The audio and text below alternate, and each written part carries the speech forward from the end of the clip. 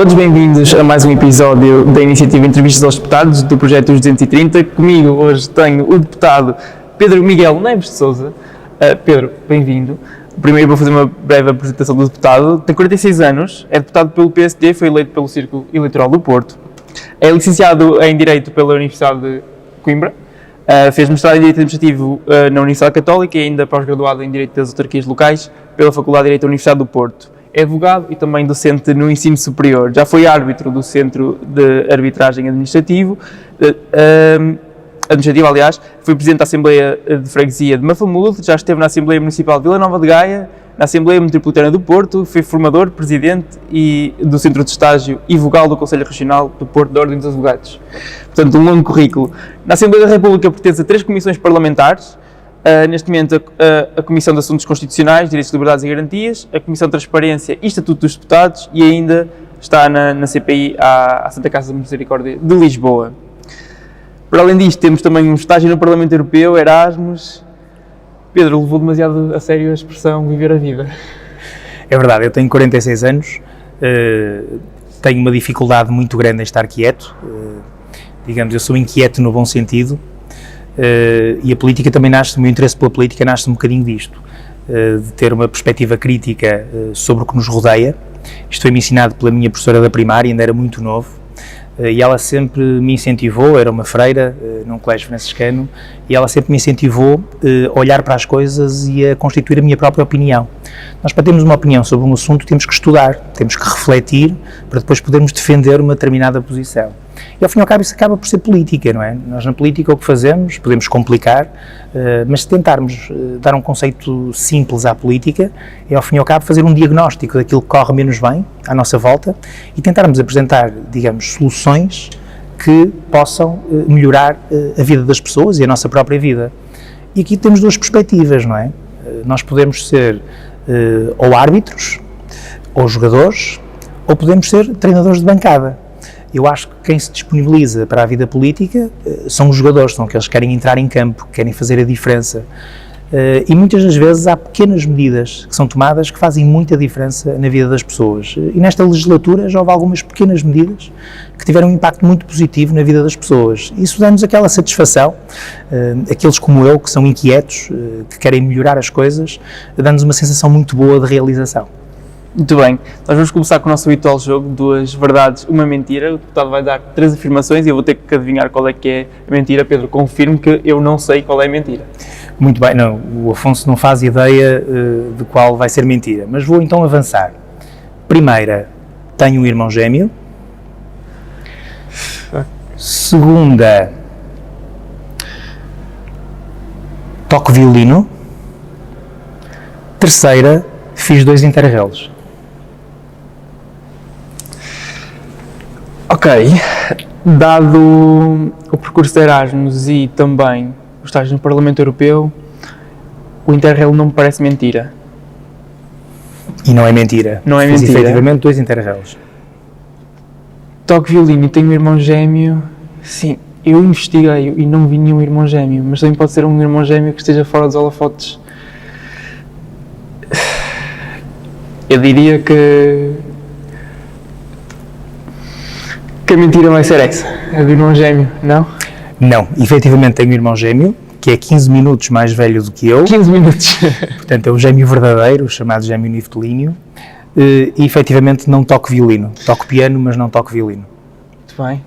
Portanto, foi bom, consegui, digamos, colocar aqui 3 questões e confundi-lo. E agora estou desiludido comigo mesmo, porque eu devia ter reparado um irmão gêmeo.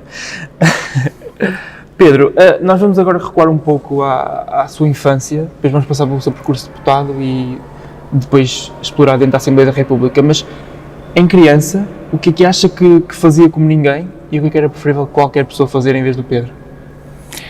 Eu quando era mais novo, do que me recordo e do que me contam, eu tinha jeito para a natação. E participei em campeonatos regionais e contou-me os meus pais que na altura eu e o meu irmão tínhamos grande sucesso para a natação, o que implicava treinos, ou poderia vir a implicar treinos bidiários. E então os meus pais entenderam que a natação era importante, mas que se calhar era mais importante nós aprendermos música, porque assim acabavam por preservar também a sua qualidade de vida e não tinham que nos transportar de manhã e à noite para treinos na natação. Mas efetivamente, no início da minha vida, até aos 5, 6 anos, eu penso que onde me destacava, digamos, de alguma forma, era exatamente na natação. A natação foi alta competição? Não era alta competição, porque era muito novo. Sim. Havia competições entre crianças e nessas competições tínhamos bons resultados. Okay.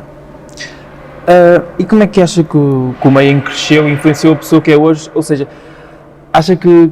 Como é que foi o berço em que nasceu? De que material é que era feito? Eu nasci com um conjunto de valores que ainda hoje transporto comigo e passo aos meus filhos.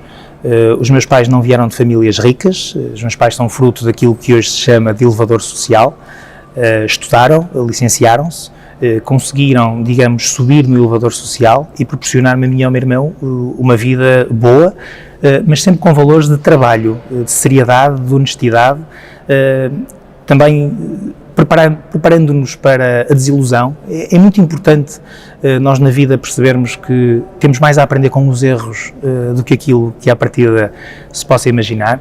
Há uma cultura de perfeccionismo, de apontar os holofotes para quem não faz as coisas bem feitas, para quem erra uma vez, e nós somos todos seres humanos, nós somos todos seres com qualidades, com defeitos, e temos que olhar à nossa volta dessa maneira.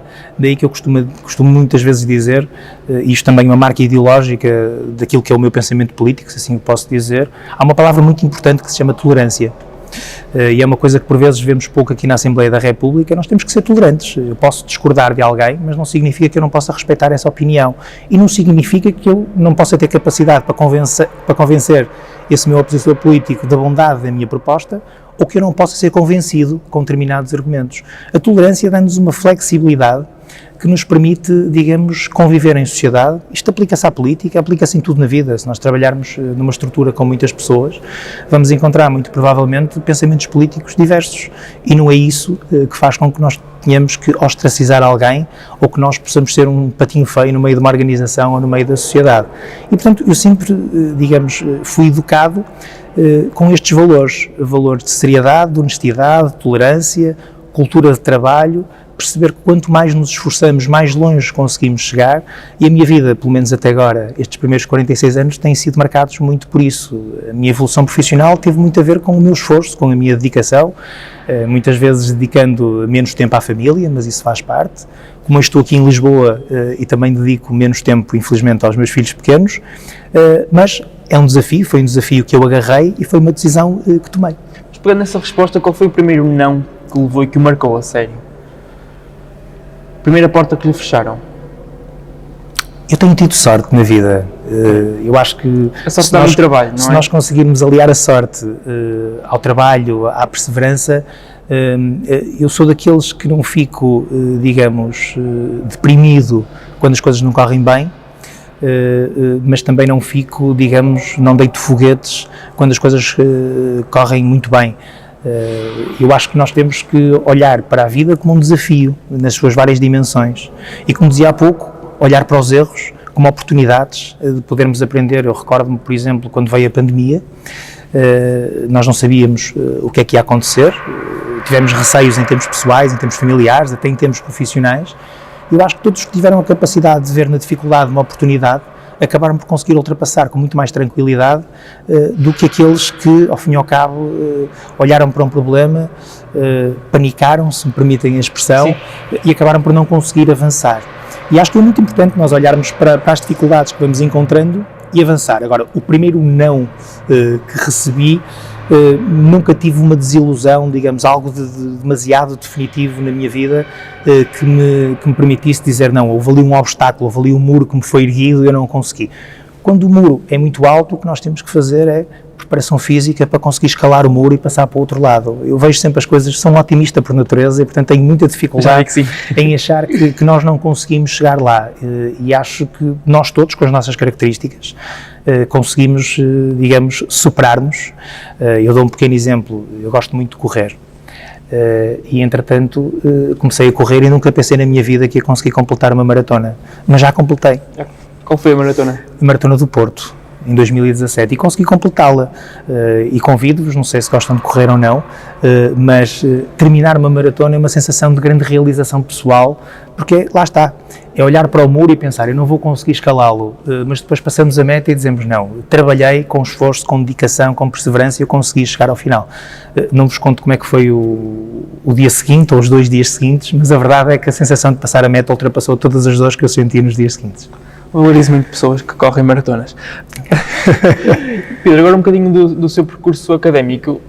Faça o paralelo, no fundo, a ponte, desde que começou a estudar até que chegou à política, concretamente ao PSD. Eu comecei a estudar, digamos, exatamente desde o ensino superior. Desde o ensino superior. Eu entrei no ensino superior aqui na Faculdade de Direito de Lisboa. E há uma justificação para isto. Eu, quando entrei na faculdade, literalmente no século passado, eu queria ir para uma universidade pública. Eu só estudei durante a escola primária num colégio durante 3 anos, de resto estive sempre no ensino público, e na altura tínhamos a Faculdade de Direito da Universidade de Coimbra, tínhamos a Faculdade de Direito de Lisboa, a Nova ainda não tinha o curso de Direito, a Faculdade de Direito do Porto e do Minho também não tinham terminado as licenciaturas, estava no seu início, e portanto as minhas opções seriam Coimbra ou Lisboa. Acontece que eu estudei no Liceu de Gaia e no meu 12º ano era presidente da Associação de Estudantes, numa altura de grande contestação, onde foram alterado o sistema de avaliação, e, portanto, eu gostava de política e comecei a interessar-me exatamente por política, e recordo-me que tive uma professora que me disse, se gostas muito de política, vai para Lisboa, porque é lá que se passam as coisas. Digamos que nos anos 90, quem vivia no Norte, Lisboa era mais longe, continuavam a ser 300 km, mas a distância era muito maior.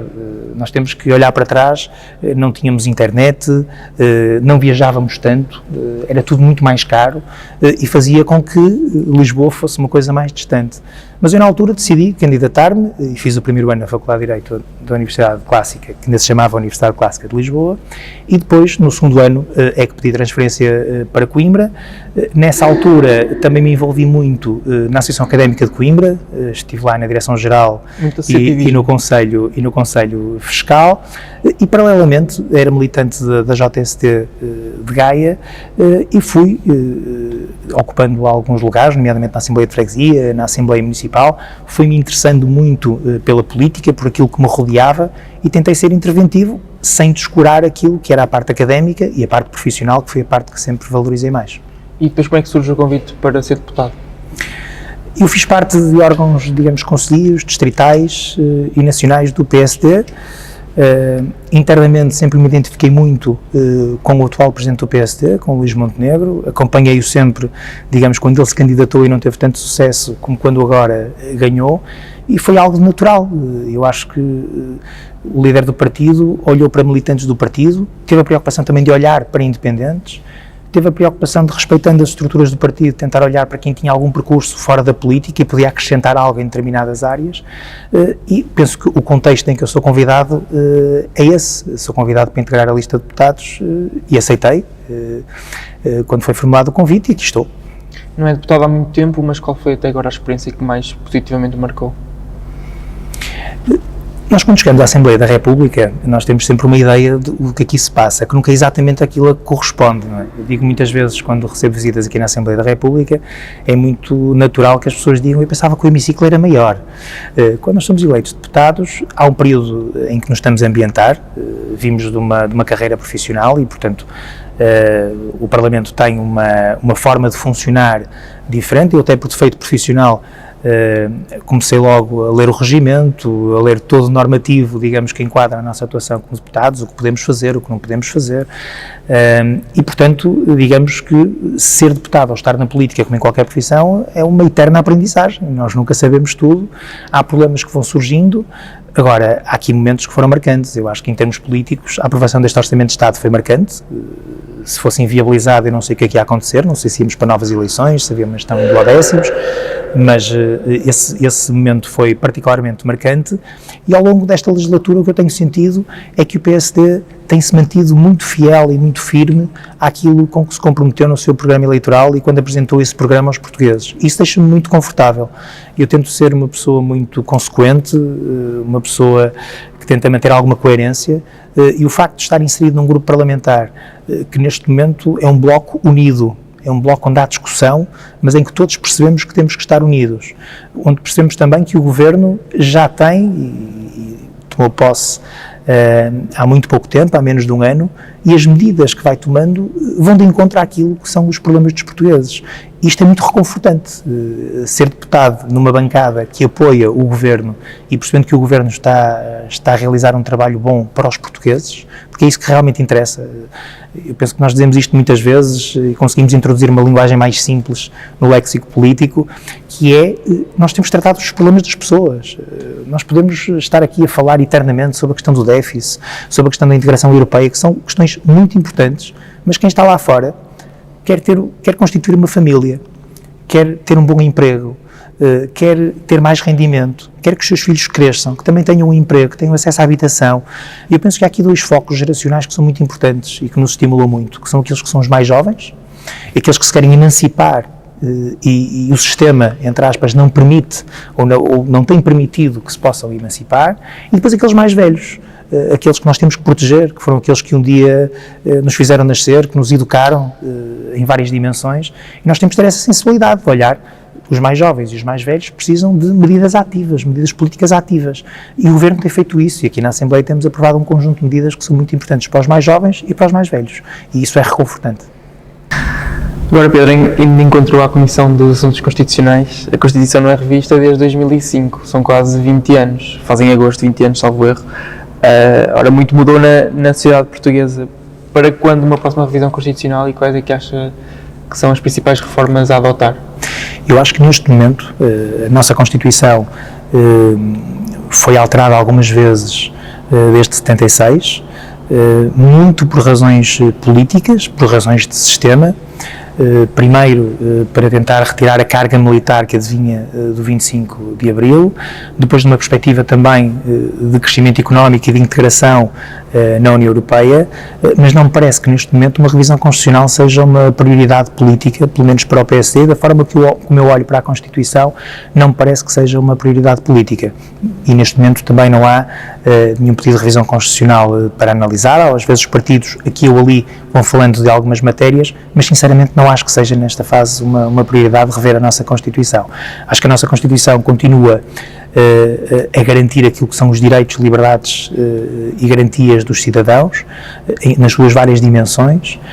Acho que não está escrito, mas a palavra tolerância está lá, isto é, hoje em dia as opções dos cidadãos não são limitadas pela nossa Constituição. Isso é muito importante. Nós temos uma sociedade que tem vindo a alterar-se em várias dimensões, mas a Constituição nesta fase não é um obstáculo a esse desenvolvimento, até à produção legislativa, digamos, para regular determinadas situações que não existiam. A Constituição não tem sido um obstáculo. No momento em que passar a ser um obstáculo, aí sim temos que olhar para a Constituição e perceber o que é que temos que alterar. Muito bem, vamos então entrar agora no segmento de perguntas rápidas, peço as respostas concisas. Um tema político de que já não posso ouvir falar. Isto, claro, não prejudicando o seu envolvimento, mas é daqueles temas que já reviram os olhos. Isto tinha que ser rápido, não era? Não faz mal, os deputados ficam assim, que eu já não posso ouvir falar.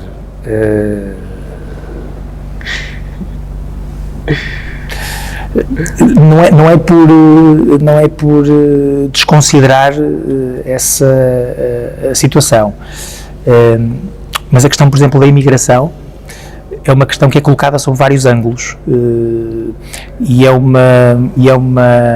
um tema onde eu acho que por parte de algumas forças políticas tem havido um aproveitamento que eu não acho que seja admissível. E por outro lado, eu acho que também há aqui uma dimensão que tem a ver com o passar da mensagem, não é? A Vox Populi nasce muito daquilo que se lê na comunicação social. Existe uma tendência muito grande, eu sinto muito isso, de olhar para os problemas da grande Lisboa e tentar transportá-los para o resto do país. E, por exemplo, no caso da imigração não acontece exatamente isso no país todo. Eu sou do Norte e nós do Norte olhamos, por exemplo, para o problema da imigração de uma forma completamente diferente do que é vista na grande Lisboa, no Alentejo ou até no Algarve. Estou cansado de ouvir falar da imigração, não por ter nada contra os imigrantes, pelo contrário, eu sou daqueles que me identifico muito com o Governo, que sempre disse que nós não queríamos um país nem de portas escancaradas, nem de portas fechadas. Nós precisamos dos imigrantes Eu acho que nós não podemos instrumentalizar os imigrantes para fazer combate político, para tentar colá-los um eventual aumento da criminalidade, porque também nunca podemos esquecer, isto já é um bocadinho uma frase batida, mas convém sempre sublinhar, que Portugal foi e continua a ser um país de imigrantes. Nós temos muitos luso-descendentes lá fora e temos muita gente que nasce em Portugal, quer ter uma experiência lá fora, que vai para outros países, às vezes por necessidade, outras vezes porque são aventureiros, porque querem conhecer outras realidades, e nós devemos respeitar a imigração num mundo cada vez mais globalizado. E, portanto, Portugal neste momento recebe muitos imigrantes, e nós não devemos discriminá-los, devemos é criar regras para que eles próprios, quando chegam cá, se integrem e sintam também que possam viver com segurança, com qualidade de vida e possam ser nossos compatriotas. Muito bem. Qual é que é preferível, a impulsividade ou a mora? Eu acho que é preciso impulsividade, é isso, o ferver do sangue é muito importante para que nós possamos, digamos, muitas das vezes defender as nossas posições com veemência, com convicção, com educação e com tolerância, que eu acho que é muito importante, mas por outro lado há determinadas decisões da nossa vida, na política e fora dela, que muitas das vezes é preferível colocar em pousio, refletirmos bastante e depois assumirmos de forma madura uma determinada posição. Depende das circunstâncias. Se eu estiver numa situação em política onde eu acho que há princípios fundamentais que estão a ser violados, eu acho que a reação deve ser uma reação impulsiva, de momento, veemente. Eu acho que se forem outro tipo de questões, nós devemos refletir e não devemos responder ou tomar uma posição, lá está, sem estudar, sem conhecer, sem ouvir outras pessoas, porque o processo de decisão, seja para tomar uma decisão política pequenina, seja uma decisão política de grande alcance, deve ser muito bem analisada.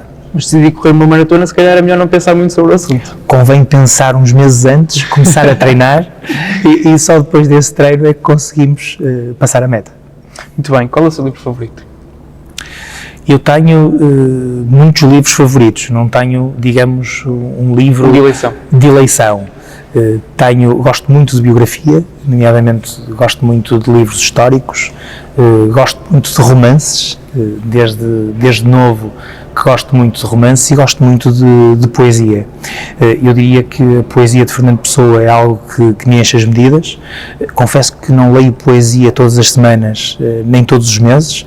Eu costumo dizer que a poesia é aquilo que está guardado para aqueles momentos em que eu gosto de ler, gosto de pensar, gosto de refletir, mas por regra gosto sempre de ler 2 livros ao mesmo tempo e vou variando muito entre biografias e entre romances ao mesmo tempo. Gosto muito de ler 2 coisas ao mesmo tempo.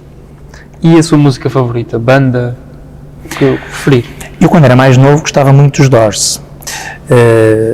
Acho que foi uma banda que conseguiu ultrapassar determinados limites, que quebrou determinadas barreiras, que convocava muito aqueles excessos que são próprios da adolescência e próprios da juventude, e recordo-me quando era mais novo, gostava muito de Doors e continuo a ouvir Doors.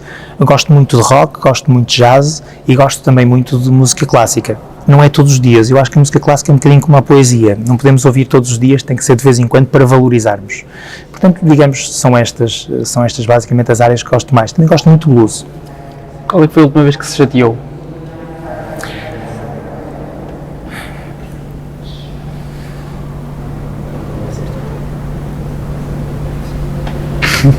Eu já me chateei muitas vezes.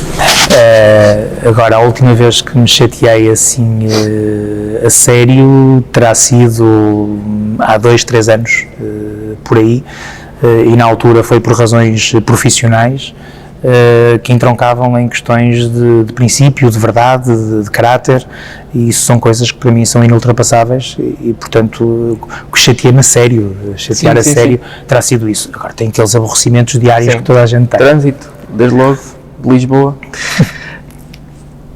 Vamos agora fazer uma pequena guerra entre o Porto e Lisboa. Metro do Porto ou Metro de Lisboa?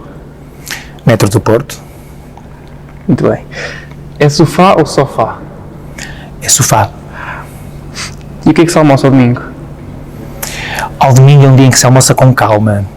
E eu conduzo muita calma a um assado com batatas e, se possível, regado com bom vinho tinto. Muito bem. Pedro Nuno Santos ou Pedro Frazão? Pedro Nuno Santos. Uma atividade para a qual não tenha paciência.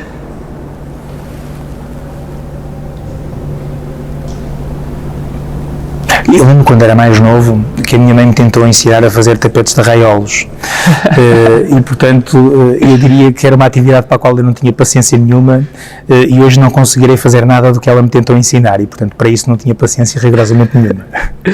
Então, e um hobby atual? Um hobby atual, eu gosto de correr, gosto de ler, gosto de tocar piano, gosto de estar com a minha família, mas isso para mim não é um hobby, digamos, é um bom dever que nós temos, valorizar a família, o desafio de sermos pais, eu acho que é uma das melhores coisas que nós temos na vida, apesar de todas as dificuldades que vão surgindo, até porque nós para sermos pais não temos nenhum guião, portanto cada dia é um desafio, ainda por cima os filhos vão crescendo, vão sendo diferentes todos os anos, portanto nós temos que nos adaptar, mas basicamente são esses.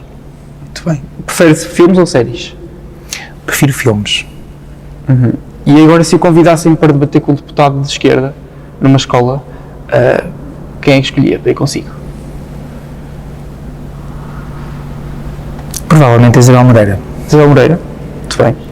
Entramos então no segmento das palavras soltas. Vou-lhe dar as palavras soltas e tenho que dizer a primeira coisa em que pensar. Rui Rio. Bom Presidente da Câmara do Porto. Hospital de São João.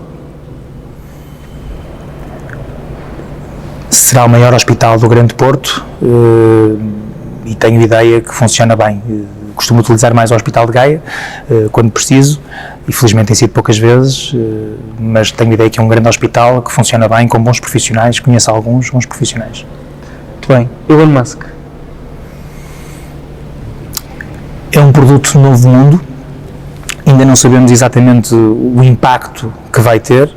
Eu diria que nós temos sempre a tendência de ligar à Tesla, mas ele neste momento, o lugar que ocupa e as opiniões que emite já vão muito para além dos carros elétricos. Vamos ver o que é que isto vai dar. Tauromaquia. Nunca foi, digamos, algo que me suscitasse qualquer tipo de interesse. É uma questão cultural em Portugal. Eu, como sou do norte do país, não há nenhum tipo de tradição relacionada com a tauromaquia. Para mim, se terminasse, não tinha nenhum tipo de impacto na minha vida. Mas há regiões no país, nomeadamente o Ribatejo, o Alentejo, onde há culturas muito arraigadas relacionadas com a tauromaquia e lá está, numa perspectiva tolerante, nós temos que entender que aquilo que nós não gostamos, outros podem gostar. E numa sociedade tolerante, nós temos que respeitar isso. E a AIMA? A AIMA foi o produto de uma estratégia política falhada. Eu acho que o governo anterior o que tentou fazer foi, o que fez foi terminar com o Serviço de Estrangeiros e Fronteiras, constituiu a AIMA no momento de grande crescimento de imigração para Portugal e criou um problema. Quando este governo tomou posse, tinha 410 mil pedidos pendentes e, portanto, digamos que a AIMA não conseguia dar resposta e, neste momento, este governo já criou um conjunto de equipas para que pudesse responder aos imigrantes para que eles não ficassem no limbo, que é o pior que nós podemos acontecer, é dizer, existe esta regra, tens que fazer um pedido e quando se faz o pedido não há uma decisão. Pois, o dever de decisão, a administração pública. Festa do Avante. É uma festa do Partido Comunista, nunca fui, não tenho nenhuma expectativa de ir, mas digamos, é uma festa do Partido Comunista, que respeito, com concertos, com alguns cantores que gosto, que vão lá, e acho que é o momento, digamos, de rentrée política do Partido Comunista, onde basicamente não há grandes novidades, porque o Partido Comunista tem dito a mesma coisa ao longo das últimas décadas, portanto não há grandes novidades, é mais a música. Nevoeiro. Nevoeiro faz-me lembrar o Porto e faz-me lembrar Gaia. E o nevoeiro dá para tirar boas fotografias e o nevoeiro, embora haja aqui, digamos, sempre uma ligação do nevoeiro a um certo sebastianismo, digamos, eu vejo mais o nevoeiro como um elemento do norte. Muito bem. Defesa. Defesa, não na perspectiva futebolística, mas na perspectiva de Estado, a defesa vai ocupar um lugar muito, muito, muito importante nos próximos anos. Se nós olharmos numa perspectiva geopolítica, percebemos que o crescimento dos conflitos armados, infelizmente, tem avançado, por várias razões, e cada vez mais, digamos, aquilo que são as uniões políticas de âmbito de defesa e de âmbito militar são cada vez mais importantes. Daí até os próprios orçamentos dos Estados que fazem parte de um conjunto de organizações relacionadas com a defesa, haver a ideia de que têm que ser cada vez mais incrementados, não que seja, digamos, uma corrida ao armamento, como nós vimos acontecer há muitos anos atrás, mas efetivamente temos que estar preparados, porque hoje os desafios são muito diferentes e se nós olharmos à nossa volta, temos conflitos gerados por razões perfeitamente distintas em várias geografias e acho que nós temos que estar protegidos. CDS-PP. O CDS é um partido importante na democracia portuguesa, fundador da democracia e tem sido um parceiro de coligação, um parceiro leal em termos autárquicos e em termos nacionais. Eu recordo que das últimas 3 vezes que o PSD esteve no governo, a seguir ao cavaquismo, estivemos sempre em coligação com o CDS-PP e não há notícia de que algo tenha corrido mal. Tem linhas diferentes do PSD em determinadas matérias, mas naquilo que é essencial, o CDS tem sido, digamos, um partido com quadros competentes, que tem dado à República Portuguesa bons deputados, bons ministros, bons secretários de Estado, essencialmente têm sido muito leais sob o ponto de vista político, e têm sido leais não é ao PSD, têm sido leais a Portugal, porque isso é que é o mais importante. Magistratura administrativa. A magistratura administrativa é cada vez mais importante. Eu trabalhei muito com direito administrativo. O crescimento da justiça administrativa tem que ver com o facto dos cidadãos perceberem que conseguem reagir contra aquilo que são atos ou práticas ou omissões da própria administração que prejudicam os seus direitos ou os seus interesses, e isso faz com que nos últimos 20 anos nós tivéssemos assistido a um crescimento exponencial daquilo que são as pendências nos tribunais administrativos. Já temos no Centro de Estudos Judiciários uma magistratura própria, um curso próprio para magistrados para os tribunais administrativos e fiscais, e sinceramente na área do direito eu acho que é uma área que vai continuar a crescer muito, porque nós temos cidadãos cada vez mais formados, mais informados e querem perceber o porquê de determinadas decisões e querem colocar em causa determinadas decisões. E muitas das vezes nós olhamos para o direito administrativo como aquilo que a administração nos quis impor, mas cada vez mais nós olhamos para a administração como aquilo que ela deveria ter feito e não fez. E a parte das omissões também é muito importante. Portanto, a magistratura administrativa foi vista muitas vezes, digamos, quase como uma filha de um Deus menor, mas acho que vai ganhar cada vez mais relevância naquilo que é a justiça na sua globalidade. 25 de novembro. 25 de novembro, digamos, foi uma confirmação de 25 de abril. Eu acho que foi no 25 de novembro, foi a partir dessa data que nós tivemos a certeza em Portugal de que não iríamos ter mais nenhuma ditadura ou mais nenhum governo autoritário. O 25 de novembro foi muito importante porque acabou por chutar para canto determinados extremismos que poderiam ter tomado conta de Portugal e felizmente não tomaram, e nós conseguimos consolidar a nossa democracia. Não é tudo perfeito, eu costumo dizer a democracia está em crescimento todos os dias, mas conseguimos consolidar uma democracia em Portugal e hoje temos um conjunto de direitos, que todos os portugueses têm um conjunto de direitos que são fundamentais. Agora, se nós falarmos, por exemplo, do direito à habitação, se falarmos de um conjunto de direitos à educação, é um caminho que se vai percorrendo. E o cinema português? O cinema português tem feito o seu caminho. Eu não sou, confesso, gosto muito de ver filmes, não acompanho muito o cinema português. Curiosamente, eu penso que a última vez nem foi um filme, foi uma série, foi Rabo de Peixe, que estava na Netflix, e gostei. Eu vejo muitos filmes, mas confesso que também a oferta de filmes portugueses também não é muito grande. Sempre que tenho a oportunidade vejo, mas confesso que não tenho um foco muito grande no cinema português. E por último, Pedro, quero que me diga, por favor, uma mensagem que quer deixar ao país, especialmente ao público mais jovem. Eu acho que hoje um jovem tem muito mais distrações do que tinha na minha geração.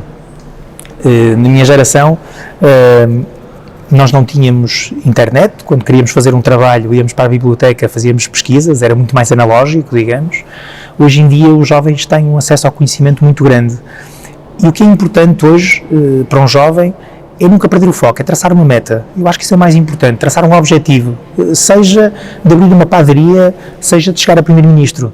Eu acho que tem que, ou ter um negócio próprio, eu acho que tem que traçar uma meta, tem que trabalhar para isso. Eu acho que a mensagem que quero deixar aos jovens é esta.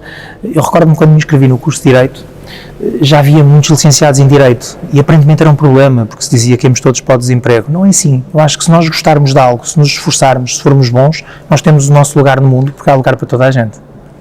Bem, Pedro, muito obrigado. Obrigado, eu é que agradeço. Obrigado por terem visto até ao fim. Podem sempre ver as restantes entrevistas que são publicadas no canal do YouTube. Sigam-nos em todas as redes sociais e até uma próxima.